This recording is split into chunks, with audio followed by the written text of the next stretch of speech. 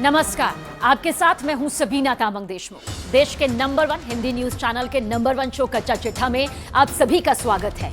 Yemen के Houthi Israel के खिलाफ जबरदस्त एक्शन में है। हूथी विद्रोही हमास के समर्थन में अब तक इजरायल पर रॉकेट और मिसाइल दागते थे। अब हूथी विद्रोहियों ने इजरायल के एक जहाज को ही अगवा कर लिया। 25 क्रू मेंबर्स को बंधक तक बना लिया गया। लाल सागर में हूथी विद्रोहियों ने किस तरह जहाज को हेलीकॉप्टर से अगवा कर लिया है, ये भी कूद कर आपको दिखाएंगे और ये आपको देखना भी जरूर चाहिए।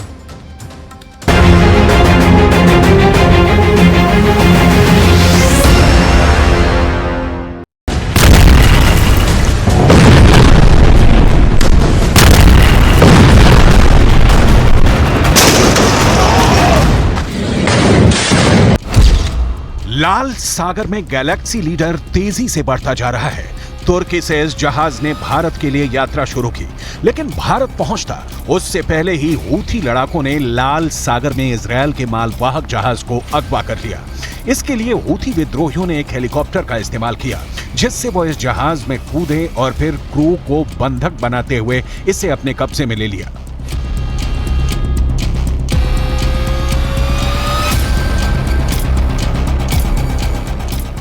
गाजा की आग क्या अब यमन में भी विध्वंस और तांडव मचाएगी? हूथी विद्रोहियों ने इजरायल को अब तक का सबसे बड़ा जख्म दिया है।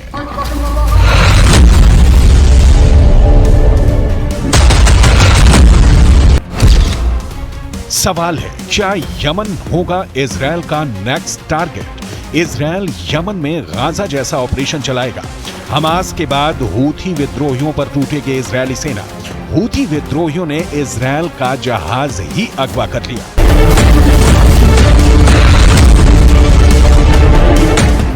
लाल सागर में अमेरिका के एयरक्राफ्ट कैरियर आइजनहावर पर पहरा है। आइजनहावर एयरक्राफ्ट कैरियर दिल्ली के कुतुब मीनार से भी ऊंचा है। इसकी साइज और शेप से बड़े बड़े दुश्मन कांपते हैं। इसे अमेरिका ने यमन के हूथी विद्रोहियों से इजरायल को बचाने के लिए ही लाल सागर में उतारा है। परमाणु हथियारों से लैस इस युद्धपोत के बावजूद यमन के हूथी एक इजरायली जहाज को अगवा कर ले गए। हूथियों ने कहा है कि जहाज के क्रू मेंबर्स के साथ इंसाफ इस्लामिक कानून के मुताबिक किया जाएगा।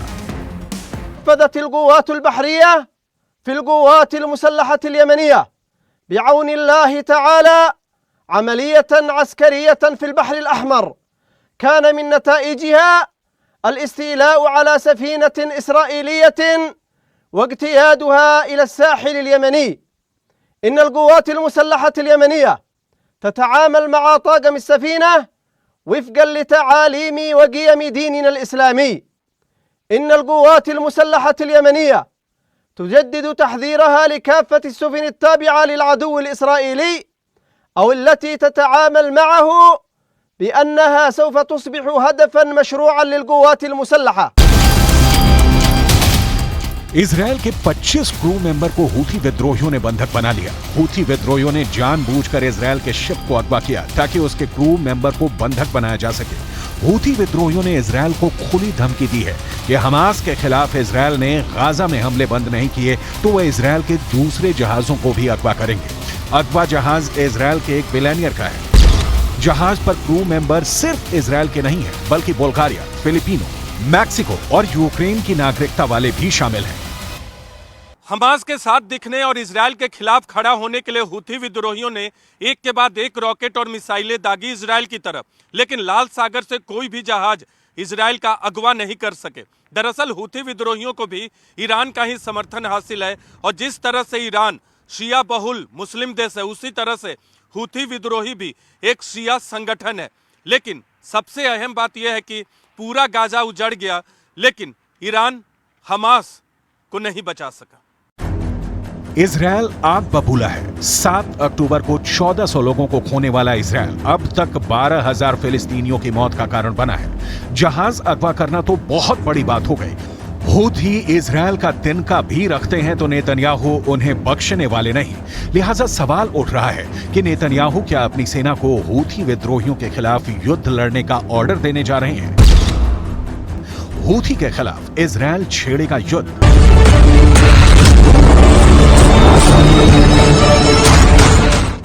इस सवाल का जवाब तलाशने के लिए आपको सबसे पहले 7 अक्टूबर से अब तक यमन के हूथियों के इजरायल के खिलाफ हमले की तादाद जरूर देखनी चाहिए। यमन के हूथी विद्रोहियों ने कुछ समय पहले हमास को समर्थन देने का ऐलान करते हुए इजरायल के खिलाफ मोर्चा खोलने की बात कही थी। इसके बाद उसने इजरायली सेना को निशाना बनाते हुए मिसाइल और रॉकेट हमले भी किए, लेकिन हूथी विद्रोहियों ने इजरायल ही नहीं दुनिया भर को चौंकाते हुए लाल सागर में जहाज को अगवा कर लिया। हूथियों ने लाल सागर में मालवाहक जहाज को इसलिए अगवा किया है क्योंकि उनको लगा कि यह इजरायल का है। जहाज के मालिकों को रे कार कैरियर्स नाम की कंपनी से जोड़ा गया है। इस कंपनी की स्थापना इजरायल के बड़े कारोबारी अब्राहम रामी उंगर ने की है। कंपनी के नाम से हूथियों को लगा कि यह जहाज इजरायल का है, जबकि इजरायल पीएम नेतन्याहू के कार्यालय ने इस दावे को खारिज करते हुए कहा कि जहाज का स्वामित्व एक ब्रिटिश कंपनी के पास है और इसे जापानियों द्वारा संचालित किया जाता है। जहाज के चालक दल के 25 सदस्यों में भी कोई इजरायली नहीं है। इजरायली सेना ने कहा, दक्षिणी लाल सागर में यमन के हूथी विद्रोहियों ने इंटरनेशनल जहाज का अपहरण कर लिया है। ये वैश्विक ताकतों के लिए बड़ी चुनौती है। जहाज तुर्की से भारत के रास्ते पर रवाना हुआ था, जिसमें अलग अलग देशों के नागरिक थे। ये इजरायली जहाज नहीं है। साजिश, खून और जख्मों से भरी पड़ी है हूथी विद्रोहियों की कहानी। आपको आगे दिखाएंगे, उससे पहले 3H यानी हमास। इजराइल के खिलाफ सभी एक्टिव संगठनों को ईरान फंडिंग करता है। इन सभी संगठनों का फौरी मकसद भले ही अपने हकों के लिए लड़ना दिखता हो, लेकिन इनको खाद पानी देने वाले ईरान का असली मकसद है कि अरब जगत में उसका सिक्का चले। ईरान ने हमास के लिए अभी कुछ नहीं किया है। ऐसे में इजराइल के खिलाफ हमले कर रहे हूथी विद्रोहियों को ये सोचना चाहिए कि अगर इजराइल उनके खिलाफ हमले करेगा तो उस वक्त क्या ईरान हूथी विद्रोहियों के साथ रहेगा। इजरायल के खिलाफ खौफनाक संगठनों के एच समीकरण में यमन के हूथी तीसरा शक्तिशाली संगठन है। हूथी विद्रोहियों ने यमन की राजधानी पर 7 बरस से कब्जा कर रखा है। सुन्नी बहुल सऊदी अरब के बढ़ते धार्मिक प्रभाव के विरोध में हूथी समुदाय ने संगठन बनाया। 1990 में हुसैन बद्रुद्दीन अल हूथी ने हूथी विद्रोह की नींव रखी। यमन की आबादी में 1/3 की हिस्सेदारी हूथी समुदाय की है। हूथियों ने 2004 से 2010 तक यमन की साले सरकार की सेना से 6 बार युद्ध किया। एक रिपोर्ट के मुताबिक हूथी विद्रोहियों के पास करीब 2 लाख की सेना है, जिनके पास रॉकेट और छोटी मिसाइल जैसे हथियार हैं। यमन के बड़े इलाके में हूथी समुदाय का कब्जा है। यमन के हूथी हमास के साथ स्वाभाविक रूप से खड़े हैं। इन दोनों संगठनों का मकसद है इस्लामिक स्टेट की स्थापना, जहां पूरी तरह से इस्लामिक कानूनों के मुताबिक देश चले। ईरान इन संगठनों को खाद पानी इसलिए देता है क्योंकि ये उसके इजरायल के खिलाफ एजेंडा का पालन पोषण करते हैं। पिछले हफ्ते अमेरिका के रक्षा मंत्रालय पेंटागन के मुताबिक हूथी विद्रोहियों की तरफ से दागी गई उन मिसाइलों को अमेरिकी वॉरशिप ने हवा में ही ढेर कर दिया।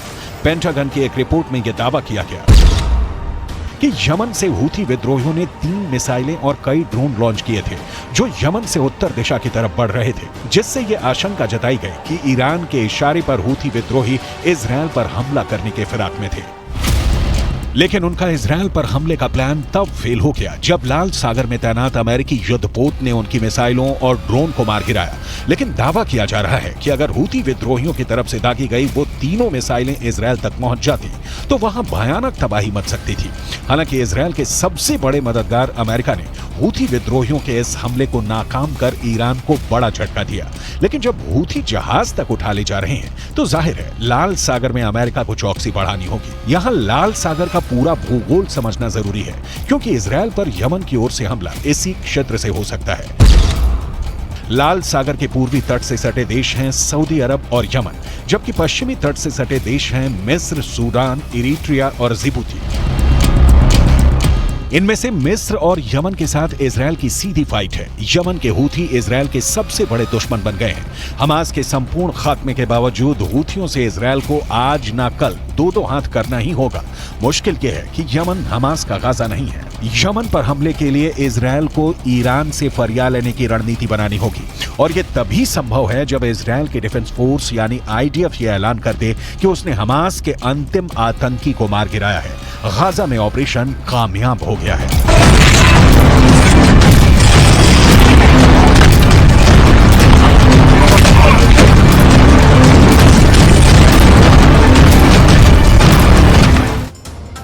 गाजा के अल शिफा अस्पताल का इस्तेमाल क्या वाकई में हमास के आतंकवादी कर रहे थे? यह सवाल यहां पर उठ रहा है, लाजमी भी है।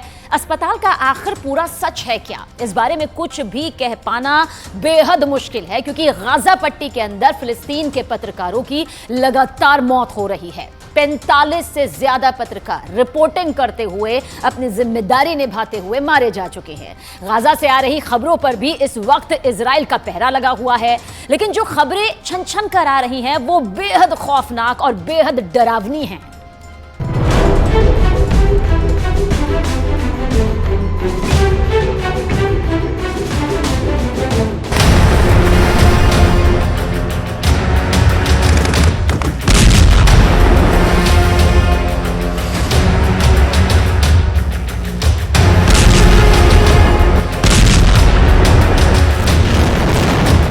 गाजा के अंदर मरने वालों का आंकड़ा लगातार बढ़ता जा रहा है। जैसे जैसे युद्ध की रफ्तार बढ़ रही है और युद्ध में समय आगे बढ़ रहा है, वैसे वैसे लाशों का ढेर लगता जा रहा है।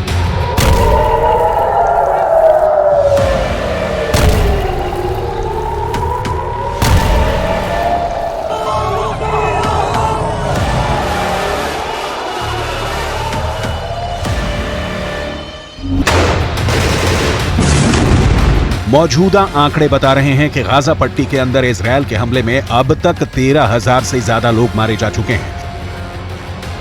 इनमें करीब 5,000 बच्चे हैं और 4,000 से ज्यादा महिलाएं हैं, यानी 60% से ज्यादा मौतें महिलाओं और बच्चों की हुई हैं।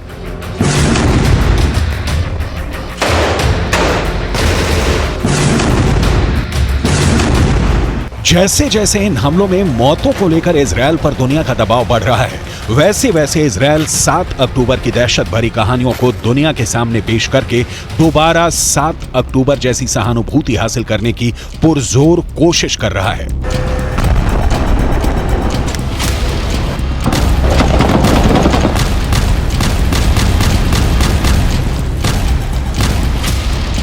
जरा इस तस्वीर को देखिए। यह 19 साल की इजरायली लड़की है जो 7 अक्टूबर को हमास के द्वारा किडनैप कर ली गई थी और इसकी हत्या अल शिफा अस्पताल के अंदर की गई।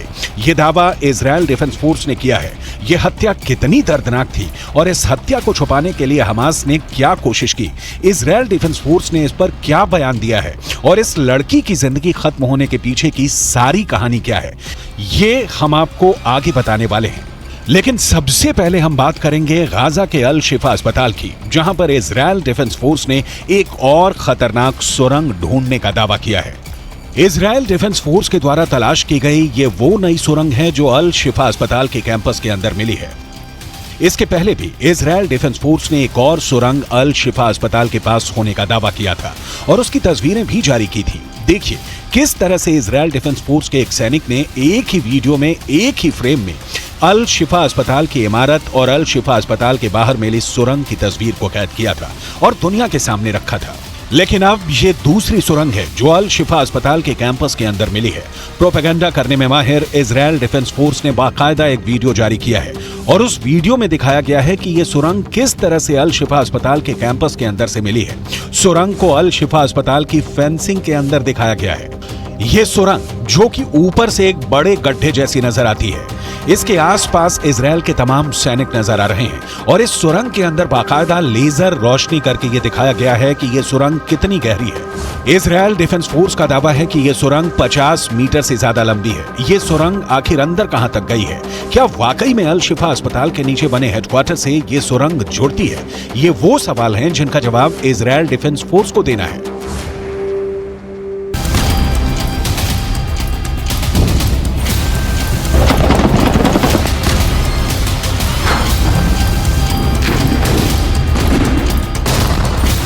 जिस तरह से आईडीएफ ने सुरंग की तस्वीरें जारी की है, उससे एक बात तो साफ है कि जो दावा हमास और फिलिस्तीन की तरफ से किया गया था कि अल शिफा अस्पताल के अंदर कोई सुरंग नहीं है, वो दावा बिल्कुल गलत साबित हो रहा है।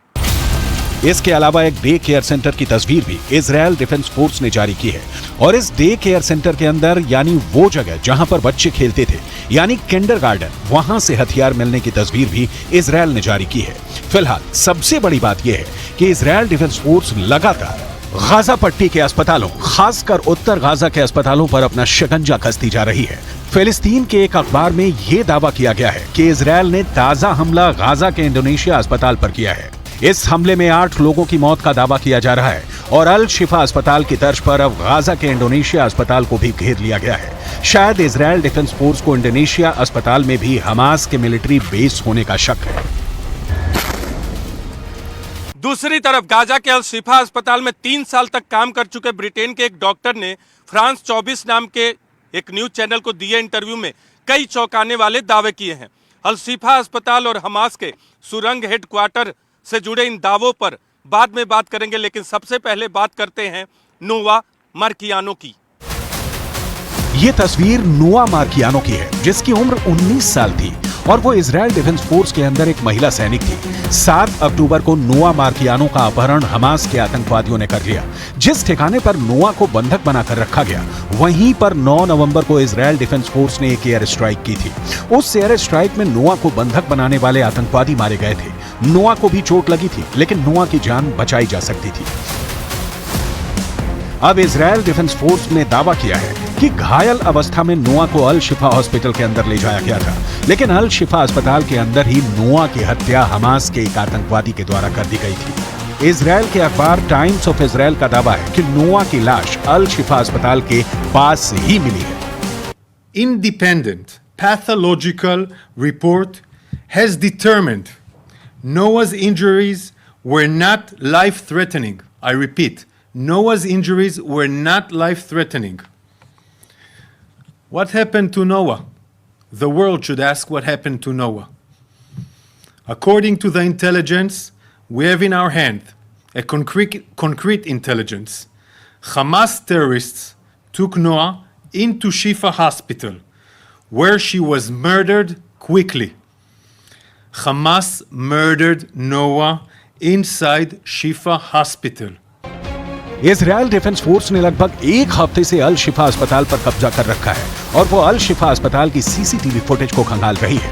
और इसी दौरान उसे अल शिफा अस्पताल का एक ऐसा सीसीटीवी फुटेज मिला है जिसको रिलीज करके इजरायल डिफेंस फोर्स ये दावा कर रही है कि अल शिफा अस्पताल का इस्तेमाल हमास के आतंकवादी हेडक्वार्टर के रूप में कर रहे थे। इजरायल डिफेंस फोर्स के द्वारा दी गई सीसीटीवी फुटेज हम आपको दिखा रहे हैं। इस सीसीटीवी फुटेज में आपको साफ नजर आ रहा होगा कि 7 अक्टूबर 2020 को सुबह 10:55 की यह तस्वीर है। गौर करने वाली बात यह है कि इजरायल पर आतंकी हमला भी 7 अक्टूबर की सुबह ही हुआ था। इन तस्वीरों को ध्यान से देखें तो ये बिल्कुल साफ नजर आता है कि पूरे वीडियो में ऐसे कई लोग नजर आ रहे हैं जिन्होंने बाकायदा अत्याधुनिक बंदूकें रखी हुई हैं। उनके कंधे पर अत्याधुनिक हथियार नजर आ रहे हैं। इजरायल डिफेंस फोर्स का दावा है कि इस सीसीटीवी फुटेज में 2 बंधक दिख रहे हैं। एक बंधक थाईलैंड का नागरिक है और दूसरा बंधक नेपाल का नागरिक है। इसके अलावा एक बंधक को घायल अवस्था में अस्पताल के अंदर लाया गया था, जो स्ट्रेचर पर नजर आ रहा है। टाइम्स ऑफ इजरायल ने दावा किया कि ब्रिटेन के एक डॉक्टर ने फ्रांस 24 नाम के एक न्यूज चैनल को इंटरव्यू दिया। ये डॉक्टर 3 साल तक गाजा के अल शिफा अस्पताल में काम कर चुके हैं। गाजा के अल शिफा अस्पताल में काम करने वाले इस ब्रिटिश डॉक्टर का दावा है कि अल शिफा अस्पताल में कई ऐसी जगहें थी जहां पर उसे जाने के लिए मना किया गया था। ये कहा गया था कि अगर वो प्रतिबंधित क्षेत्र में जाएगा तो उसे गोली लग सकती है। टाइम्स ऑफ इजरायल ने दावा किया कि अल शिफा अस्पताल के अंदर हमास के हेडक्वार्टर का दावा करने वाले ब्रिटिश डॉक्टर ने अपना नाम नहीं बताया, क्योंकि उन्हें डर है कि गाजा में मौजूद हमास उनके सहयोगियों को मार सकता है। अल शिफा अस्पताल में काम करने वाले इस ब्रिटिश डॉक्टर ने आगे कहा कि सावधान किए जाने की वजह से मैं गाजा के अल शिफा अस्पताल के प्रतिबंधित क्षेत्रों से दूर रहा, लेकिन मैंने कुछ संदिग्ध से नजर आने वाले ऐसे लोगों को अस्पताल में हर समय अंदर और बाहर जाते देखा जो चिकित्सा कर्मी नहीं थे। ये लोग अस्पताल के बेसमेंट के अंदर जाते थे। इजरायल डिफेंस फोर्स ने इस ब्रिटिश डॉक्टर के इंटरव्यू को आधार बताते हुए एक बार फिर कहा है कि इस इंटरव्यू से साबित होता है कि अल शिफा अस्पताल का इस्तेमाल हमास के आतंकवादियों के द्वारा हेडक्वार्टर की तरह किया जा रहा था। अगले 24 घंटे के दौरान ईरान के 2 बहुत बड़े हथियारों को लेकर इजरायल और अमेरिका में रिपोर्ट पहुंचने वाली है। इजरायल को डराने के लिए ईरान ने बहुत बड़ा फैसला किया। ईरान ने दरअसल 2 बहुत ही खतरनाक, खौफनाक वेपन सिस्टम को अब तक छुपा कर रखा हुआ था, लेकिन अचानक उन्हें सामने लाकर ईरान ने अपना इरादा साफ कर दिया।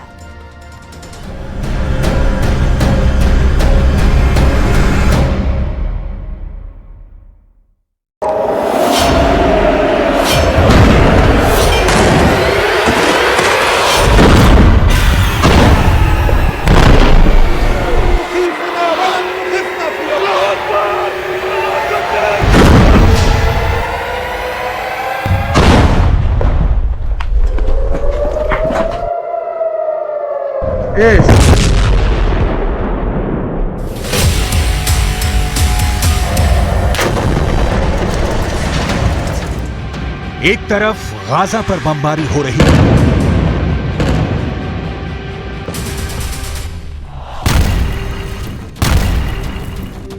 दूसरी तरफ ईरान के सुप्रीम लीडर अली खामनेई के दौरे ने इजरायल को खौफ से भर दिया है।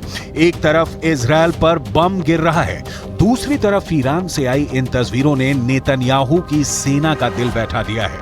एक तरफ गाजा से उठता धूल और बारूदी धमाके का धुआं है, दूसरी तरफ तेहरान का हाई प्रोफाइल अड्डा है, जिस पर इजरायल से लेकर अमेरिका तक सबकी नजरें हैं। इस अड्डे में क्या है, उससे पहले गुस्से से उबलता हुआ पश्चिम एशिया देख लीजिए। ये ईरान की राजधानी तेहरान है। इजरायल का झंडा जलाया जा रहा है। गाजा में बमबारी, करीब 13,000 लोगों की मौत और इनमें 5,000 बच्चों की लाशों को देखकर पूरा पश्चिम एशिया एक बड़े युद्ध की तरफ बढ़ता हुआ नजर आ रहा है।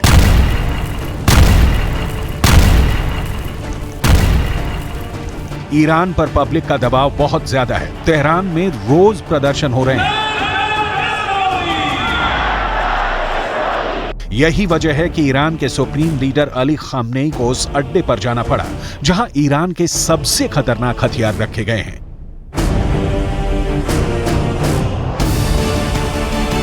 यहीं से निकली ये तस्वीर पूरी दुनिया में वायरल हो रही है। ईरान के सुप्रीम लीडर अली खामनेई के सामने है ईरान का सबसे खतरनाक ड्रोन, जिसका नाम है गाजा। इस ड्रोन को ईरान का सबसे पावरफुल लीडर क्यों देख रहा है?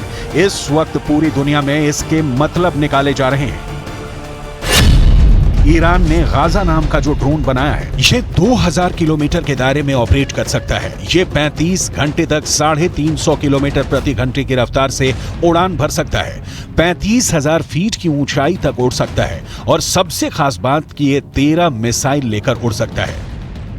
ईरान ने इस ड्रोन का नाम बहुत सोच समझ कर रखा है। 2021 में इस ड्रोन को लॉन्च करने के बाद अब इजरायल की बमबारी के बीच गाजा ड्रोन को दुनिया के सामने एक बार फिर लाना, ये ईरान की तरफ से बहुत बड़ा संदेश है, खासकर जब इसके साथ खामनेई की फोटो पूरी दुनिया में वायरल की जा रही है। लेकिन खामनेई के टारगेट पर इस वक्त अमेरिका और इजरायल से ज्यादा अरब वर्ल्ड के वो देश हैं जो इस वक्त गाजा पर बमबारी को देखकर खामोश बैठे हुए हैं। मुसलमान توی مجامع و توی ازارات و اینها محکوم میکنن گاهی، حالا بعضی محکوم هم نمیکنن، بمباران ها رو اینها رو بعضی محکوم میکنن. این کافی نیست. بایستی این جریان و شریان حیاتی رژیم صهیونیستی رو باید قطع کنن. بایستی نگذارن که نفت و انرژی و چه و کالا و امثال اینها نباید بگذارن وارد رژیم صهیونیستی بشه. روابط سیاسیشون رو لااقل برای مدت محدود. जाहिर है ईरान की शिकायत इस वक्त सऊदी अरब से है और साथ में उन सभी इस्लामिक देशों से जो रियाद में इकट्ठा होकर भी इजरायल को घेरने में नाकाम रहे। तब से अब तक गाजा में कई और हजार लोगों की मौत हो चुकी है। खामनेई ने जो कहा उसे आम भाषा में टोपी ट्रांसफर कहा जाता है। वैसे सच ये भी है कि इजरायल की सेना लगातार गाजा में ऑपरेशन कर रही है। उसे रोकने के लिए इस्लामिक देशों की बैठक का नतीजा 0 यानी 0 निकला है। لابد أن ننتقل إلى وقف إطلاق النار فورا، لابد أن تدخل المواد الإغاثية والمساعدات فورا لابد أن نتجنب مزيد من القتل والإيذاء للمدنيين، ورأينا أعداد مهولة من المدنيين تسقط حتى الآن، ولا زالنا أمام تطورات خطيرة وأزمة إنسانية بل كارثة إنسانية خارقة تستوجب تحرك دولي فاعل للتعامل معها. इस बीच इजरायल और अमेरिका को बड़ी चुनौती 4 एच से मिल रही है। ये चारों एच इजरायल और अमेरिका के लिए बहुत बड़ा खतरा बन चुके हैं। इन चारों एच के बारे में बहुत गौर से समझिएगा, क्योंकि इन चारों एच को ईरान का पूरा समर्थन है। एच से हमास, एच से हिजबुल्लाह यानी लेबनान का मिलिशिया, एच से इराक का मिलिशिया हश्द अल शाबी, एच से हूथी यानी यमन का विद्रोही गुट। इस वक्त लेबनान और इजरायल के बॉर्डर पर ऐसा युद्ध चल रहा है कि गाजा में हो रहे हमले छोटे लगेंगे। ये इजरायल के कब्जे वाले इलाके में उसकी सेना के अड्डे की हालत है। यहाँ पर हिजबुल्लाह ने अपनी बुरकान मिसाइल से हमला किया। रिपोर्ट है कि हिजबुल्लाह ने इजरायल के ठिकानों पर 4 बुरकान मिसाइलें दागी और उसके बाद यहाँ की हालत देखिए।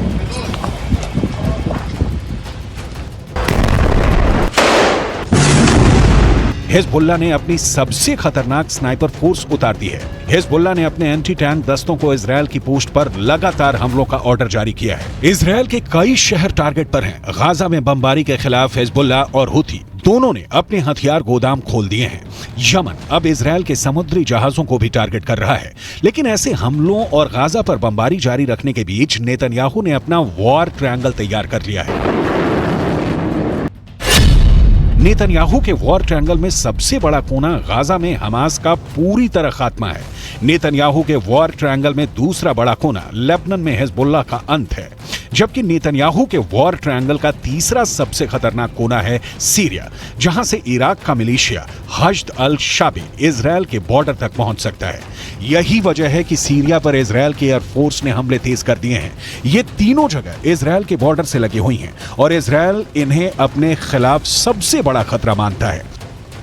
इस वक्त पश्चिम एशिया में जो भी हो रहा है वो 2 कैंपों के बीच चल रहा है। एक तरफ है इजरायल और अमेरिका और दूसरी तरफ है ईरान और उसके साथी मिलिशिया। जहान در برابر آمریکا متحد است.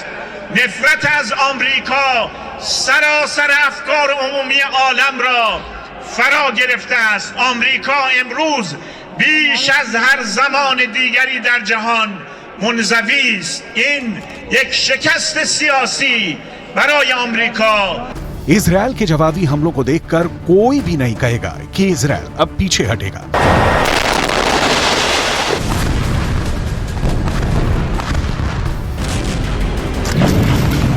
उसके रास्ते में जो आएगा इजरायल अब उसे मिटाना चाहता है, फिर चाहे वो हमास हो, हिजबुल्लाह हो, यमन हो या फिर ईरान। इजरायल का इरादा पक्का है, जो उससे टकराएगा चूर चूर हो जाएगा।